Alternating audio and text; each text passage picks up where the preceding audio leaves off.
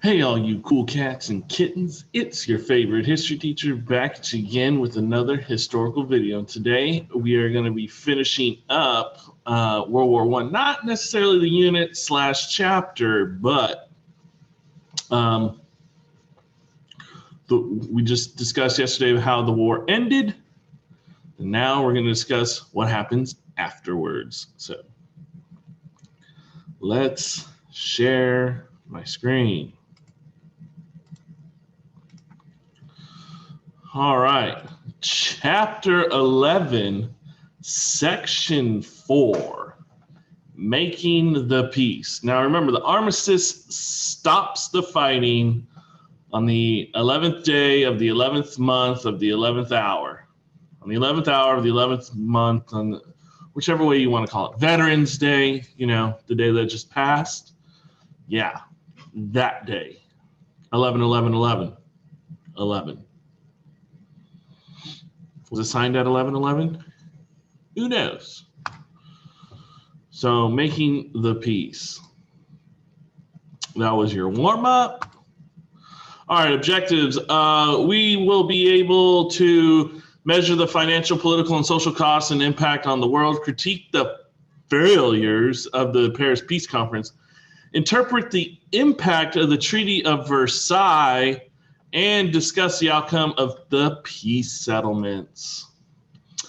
All right, so devastation of war. So you have the human and material costs of the war were staggering.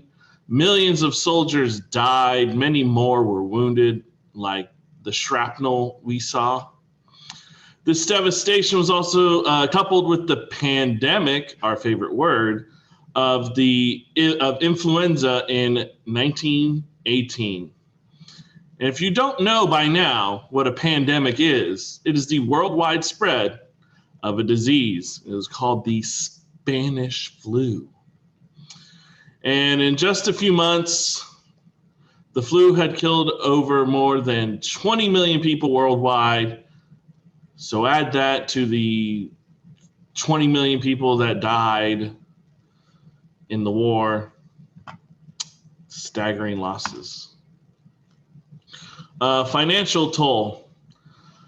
Across the battle zones in Europe, France to Russia, homes, farms, factories, roads, and churches were reduced to rubble, not Barney Rubble, destruction. Refugees that fled when the war broke out returned home to rebuild.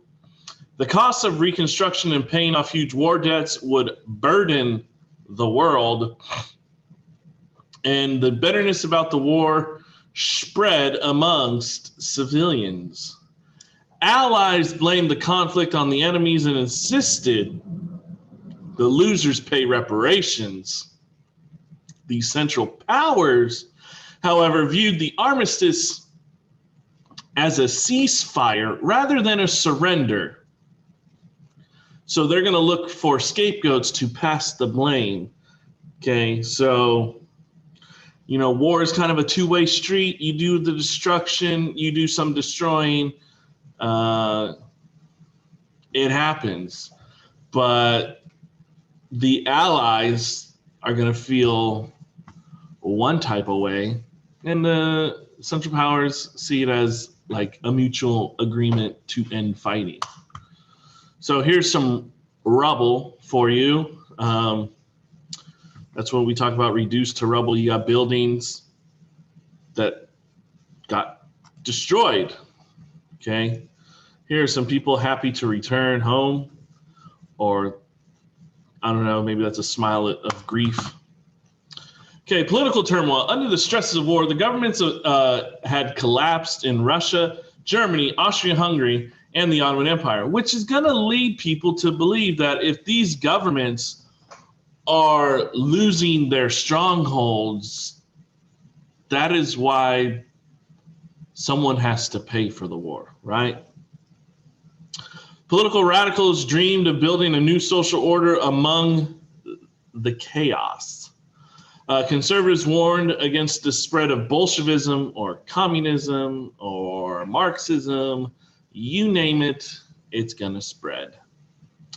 Unrest will also spread throughout Europe's colonies. African and Asian soldiers returning home discovered that their imperial overlords bleed the same color water as everyone else, and they were not invincible. Colonial troops returning home with a cynical view of Europeans and renewed hopes of achieving independence. All right, so Paris Peace Conference. Now, the Allies are going to meet at the Paris Peace Conference to discuss the fate of Europe. The former Ottoman Empire and various colonies around the world. So what to do with those areas, right? The fate of Europe, the former Ottoman Empire, and the colonies. However, the Central Powers and Russia were not invited. Russia, as we will learn tomorrow, had something going on. But the Central Powers weren't invited. Seems a little one-sided there, buddy. If you remember, Woodrow Wilson was among the three dominant leaders at the PPC. He was a dedicated reformer and at times so stubbornly convinced he was always right that he could be hard to work with, and he's going to push for an idea of peace without victory. Two other Allied leaders had other goals. You have the Britain's David Lloyd George and France's George Clemenceau. And these two other leaders, combined with Woodrow Wilson, are going to form the big three of this war.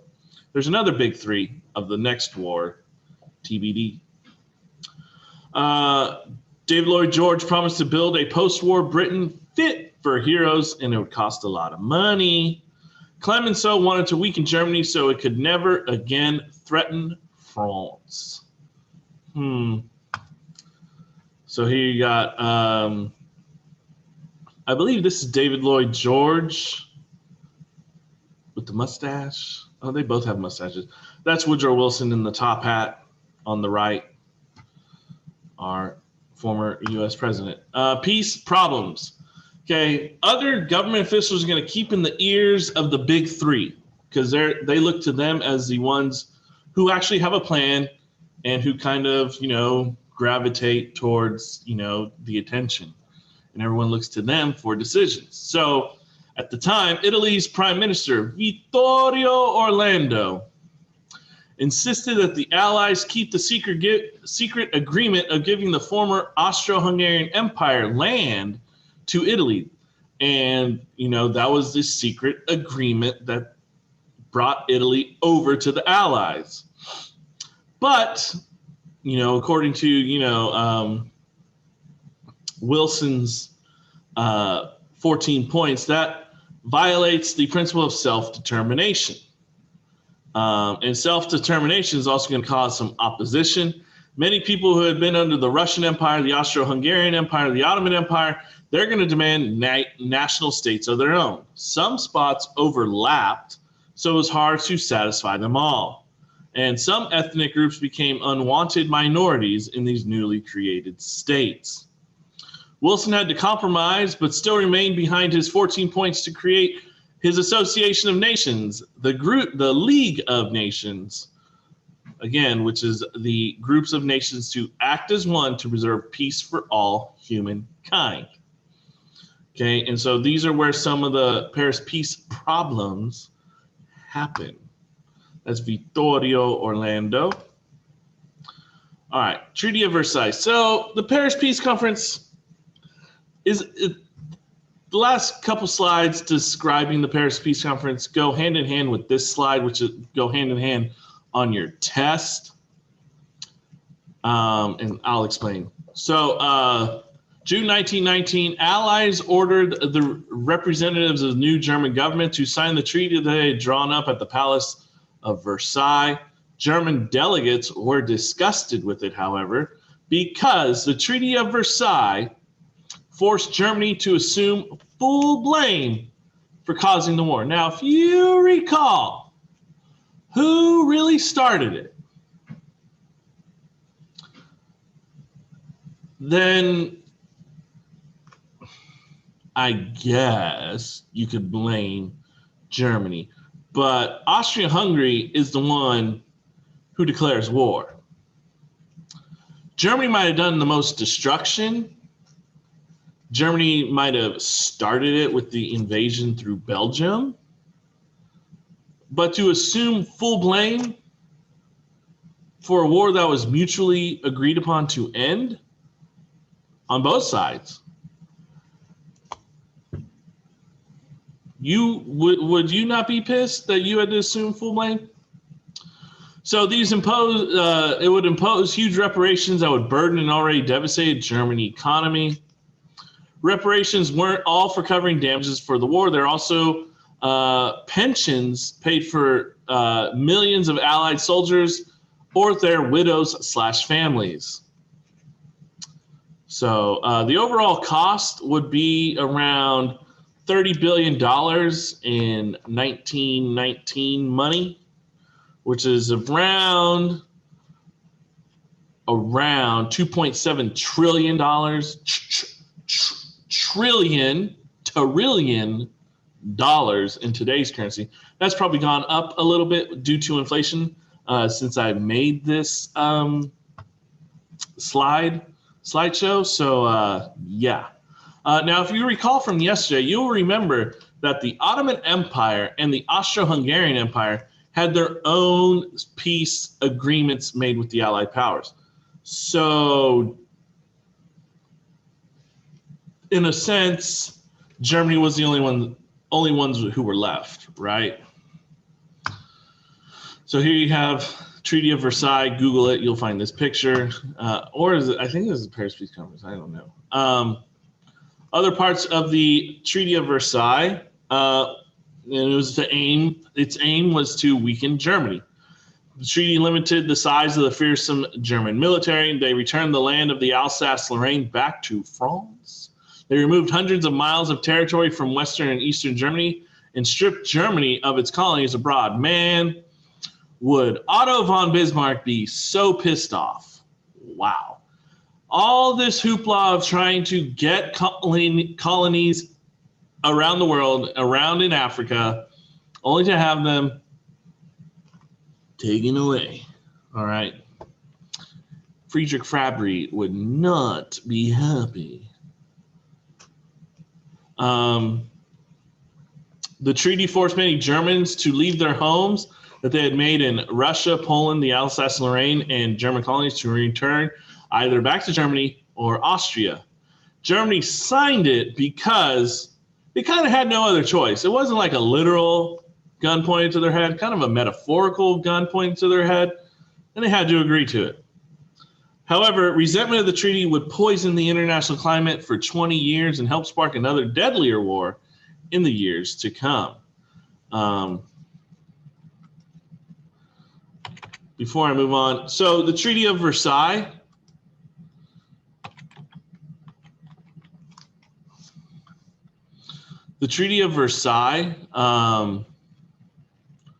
would, hold up.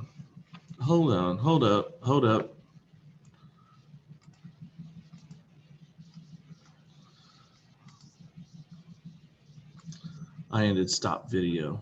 Silly Mr. Vi. I always have to see my face. Who are we kidding? Got to see my face. Anyways, like I was saying, the Treaty of Versailles, the question is which one brought true peace? True peace. Okay. Now, to me, and the interpretation from your book, it seems as though the Paris Peace Conference, they talked about the peace. The Treaty of Versailles brought the end to the war. So you could say this. The armistice really just stopped the fighting. The formal treaty ended the war, and thus the peace ensued afterwards. You know, you can argue if it was peaceful or not, but let's just say the fighting stopped. They had a conference. They talked about the stuff. They weren't really getting anything done. Then they said, Treaty of Versailles, it has to happen. Germany assumes full blame. War is over. Peace adjourned. So interpret that. Okay, this is Germany following the war. Poland was given this corridor or hallway right through here to have access to the sea, the Baltic Sea, so they could trade now.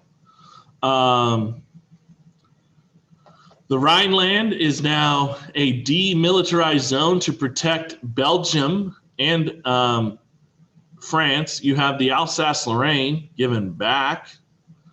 The Saar-Coalfield given back. And North Schleswig given back to Denmark. Germany lost all her colonies. Germany was forbidden to unite with Austria. So, yeah.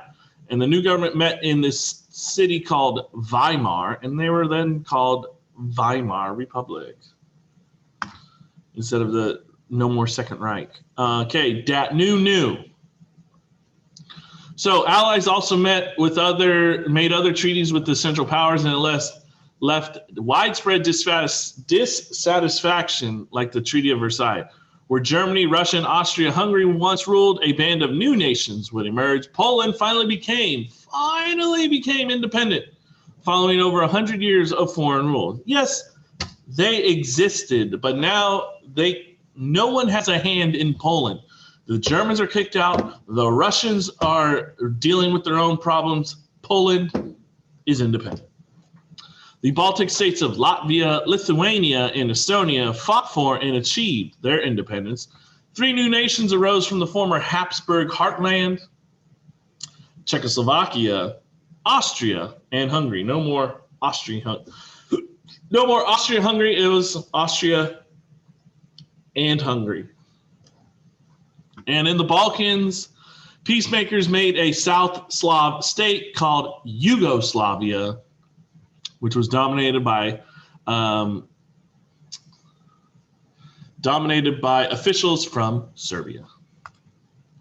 So this is kind of a bad map, but if you look at it, it gets different. Okay? Look at all this on the left. Okay? Notice there are like a couple big areas of land. And then, as you know from our map quizzes, look at all this land. This land is your land. This land is my land. La, la, la, la, la. I'm going to stop singing. So there you go. The mandate system. Okay, so European colonies in Africa, Asia, and the Pacific looked towards the PPC with hope. Colonial leaders expected that the peace would bring new respect and an end to imperial rule. However, self-determination only applied to Europe. Why? Outside of Europe, allies added to their overseas empires. More land equals more power. These treaties created a system of mandates which were led by the Western powers.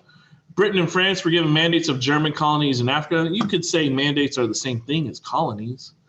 Australia and Japan were given mandates over some Pacific islands. The former Ottoman Empire was handled like a mandate, and not that kind of mandate.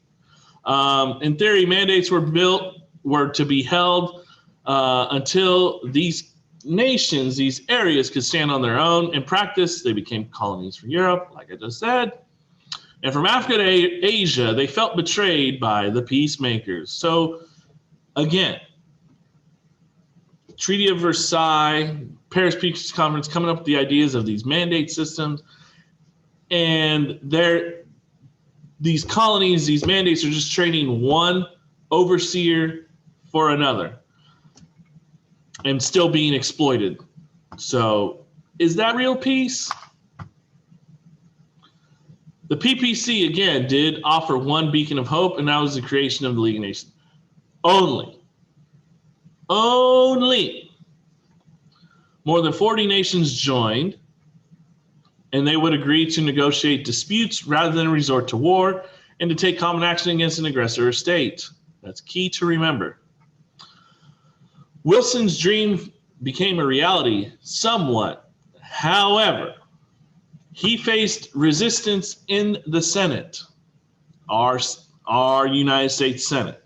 Okay, because the Senate, if you know anything about politics, the Senate, not the House, the Senate deals with ratifying international treaties.